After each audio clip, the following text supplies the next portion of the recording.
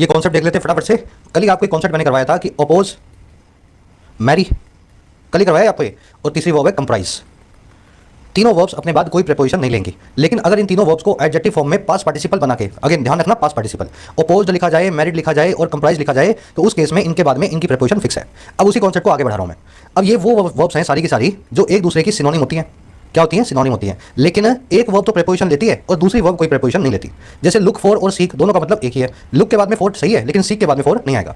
Consist of comprise एक ही बात है, कंसिस्ट के बाद में ऑफ आएगा, लेकिन कंप्राइज के बाद में ऑफ नहीं आएगा। कल बताया भी था ना, कंप्राइज के बाद में ऑफ नहीं आता। हाँ, कंप्राइज एडजेक्टिव जो है उसके बाद में ऑफ आता है, वो अलग कॉन्सेप्ट है। वैसे ही बी सिमिलर टू का मतलब है एक जैसा दिखाई देना। रिसेंबल इसका सिनोनिम है, लेकिन रिसेंबल के बाद में टू नहीं आता। आस्क फॉर का मतलब है मांगना, रिक्वेस्ट का मतलब यही होता है, लेकिन रिक्वेस्ट के बाद में फॉर नहीं लगाना है। इक्वेट टू का मतलब होता है बराबर होना, इक्वल का मतलब भी यही होता है, लेकिन इसके बाद में टू नहीं आएगा। ऑब्जेक्ट टू का मतलब होता है किसी का विरोध करना, अपोज का मतलब भी यही है, लेकिन इसके बाद में टू नहीं आएगा। तो ये सारे जो है ना कॉन्सेप्ट आपको याद रखने हैं। अब मैं इसका स्क्रीनशॉट ले सकूँ आप, मैं एक बार उड़ा देता हूँ सब प्रीपोजिशंस को, ठीक है। लेफ्ट साइड वाली वर्ब जो है प्रीपोजिशन दे रही है, लेकिन राइट साइड वाली वर्ब जो है उसके आगे कोई भी प्रीपोजिशन नहीं आएगा। चलिए अब कुछ क्वेश्चंस बनाएंगे फटाफट से, इसी कॉन्सेप्ट के ऊपर बेस्ड होंगे। Defiance of constitution equals to treason और सेडिशन। कॉन्स्टिट्यूशन की जो डिफाइंस है, डिफाइंस का मतलब होता है अमानना, किसी चीज को मानने से मना कर देना, डिसरिगार्ड करना। कॉन्स्टिट्यूशन का जो अपमान है या अवमानना है वो बराबर होता है ट्रीजन यानी सेडिशन के, यानी कि राजद्रोह के। सही बात है। अब ये बताओ इक्वल के बाद में टू आएगा या नहीं आएगा?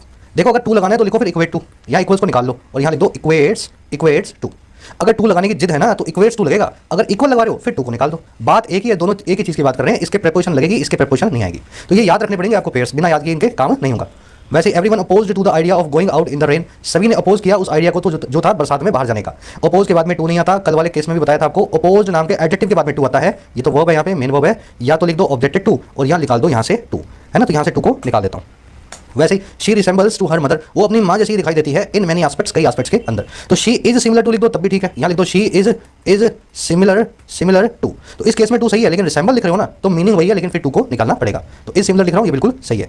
चौथे केस में है you must be seeking for your friend, आप जरूर ही अपने दोस्त को ढूंढ रहे होंगे। सीक फॉर गलत होता है, या तो लिख दो यहाँ पे लुकिंग फॉर।